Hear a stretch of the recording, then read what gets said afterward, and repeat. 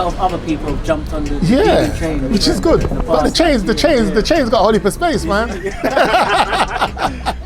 It's all good. I openly tell people, don't open a jerk shop, man. Open a vegan shop, because it's the fastest growing sector of the food industry. Yeah, the restaurant business. It's healthier, yeah, and it's sustainable, and I think it's the future. Is it cheaper? No, hell no. No, like if you want good quality materials, like we buy our produce from a farm in Reading, a black-owned farm in Reading. When we buy our pumpkin and our sweet potato, they don't grow everything there, but they do grow a lot of it there. They grow stuff in greenhouses, they grow stuff on the farm, they import stuff. We buy stuff from Covent Garden. We buy stuff organic. We go for the best quality that we can. A lot of them of what's involved from a restaurant perspective in terms of your price is your rent. You see how the size of this shop? Trust me, it's not cheap. It's the wages. It's like the main street. It's on the main. The wages are expensive, and you still need people. So whether you're buying chicken and cooking chicken, or whether you're buying veg and cooking veg, it's still expensive. Most of the money that you take goes in covering the cost of wages. You wouldn't even like to know my wages per month. One thing I wanted to ask as well, so say for instance someone has the idea to jump into that market. What's it like with licensing, or like even getting permission to cook food? Like, how does that work? Well, it's all about, I think that the licensing process is now changing, but historically it's literally been about the type of premises. So if you got an A3 premises, you got a license to cook food. If you get A1 premises, you got a license to heat up food. Yeah? So like Greg's the Bakers, they don't cook food, they heat up food. So it's just an A1, it's a shop, retail, heating up, that's it. You got to cook the food somewhere else. But you still need to be compliant to food hygiene. But if you want to cook food, yeah, then you got to have an actual A3 license, where you've got a license to cook food, and with that comes other health and safety implications. And speaking, say for instance, like time-wise and that, like going through that process of getting an A3 license.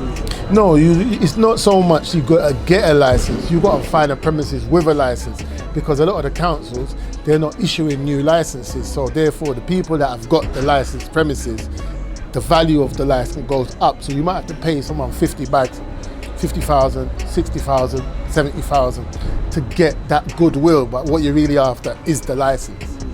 And it's hard work, long hours. When we open at 9 or 10 or 11 in the morning, you got to be there from 7, yeah? When you close at 10 o'clock, 11 o'clock at night, you're still there at midnight, because there's always a process of opening and a process of closing. You get me? Yeah. So, yeah. Another question, sorry, as well. In regards to finances, Yeah. because you know, in our community we spend a lot, we put a lot of money out of our community, we don't put a lot back in. Yeah. But one thing I noticed is from a young age, you seem to have quite a bit of money, to be fair, that you have to be responsible with. Yeah. So what advice could you give to people, or younger people? Straight. Good question. It's not what you earn. That's not important. Yeah? It's what you do with it that counts.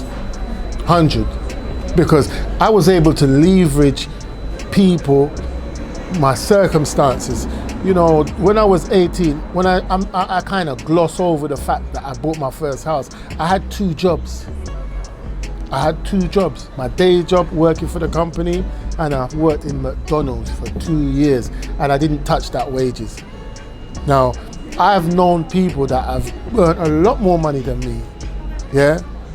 But they spent a lot more money than me. You understand?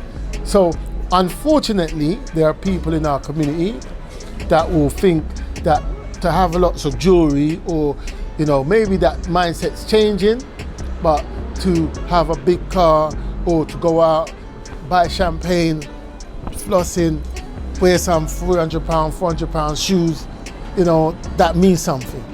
But in the real life, it don't mean nothing. It means absolutely nothing. So even on a day like today, I could buy whatever clothes I want. I'm not gonna do it because I'm not wasting, yeah?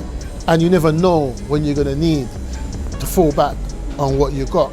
And also, as much as I'm part of a group. I'm not taking full responsibility because it's not just me. I've got business partners practically in every business. In fact, I won't open a business without a business partner because I don't want the stress of sitting in that business every day. Even the shop on Brixton Hill, I've sold a percentage of the business to the team that's up there now. Yeah, so that I can sit back and let them get on with it. They're getting paid. Yeah, they're getting paid. They're invested in it as well. You know, and as I said, if I drop out, there's someone there to carry the handle. My family obviously going to get my share, but they still got their share. Yeah. So about succession planning and making sure that really, as much as I might think that we've achieved, and it might be that some people might say, yeah, you know, you've got half a dozen Eat of Edens, because with Eat of Edens, you know, we got good. Personally, my ambition is to have up to 200 branches over the next 5 years between Eat of Eden and Pempamsey. But worldwide, yeah. But we ain't really gone nowhere yet, bruv. We literally have not. We're just, all right, I sell hair products, and there's no real big black distributors. Most of the people that import hair products into this country are Asian. You understand?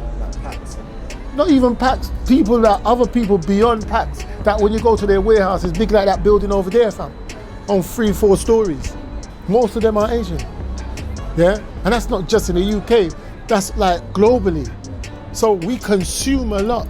So don't think that because you got 3-4 shops that, you know, you got a reason to sort of rest on your laurels or think that you've done something. These guys, you know, they're making millions. Even packs making millions.